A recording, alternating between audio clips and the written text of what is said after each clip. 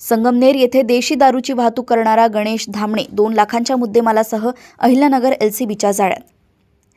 9 जानेवारी 2026 रोजी पहाटे संगमनेर शहर परिसरात अवैध धंद्यांची माहिती घेत असताना संगमनेरहून देवगडकडे 4 चाकी वाहनातून देशी दारूची वाहतूक होणार असल्याची माहिती मिळाली।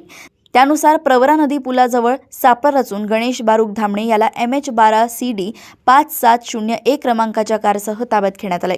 कारच्या डिक्कीत देशी दारूचे बॉक्स आढळून आले। चौकशीत ही दारू उमेश सूर्यवंशी याच्याकडून आणल्याचं निष्पन्न झालंय। आरोपीकडून 19,520 रुपये किमतीची देशी दारू व 2 लाख रुपये किमतीची ह्युंडाई ॲक्सेंट कार असा एकूण 2,19,520 रुपयांचा मुद्देमाल जप्त करण्यात आलाय।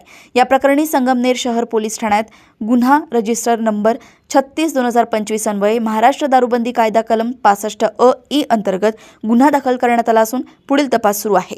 अहिल्यानगर येथून प्रवीण फापाळे यांची रिपोर्ट।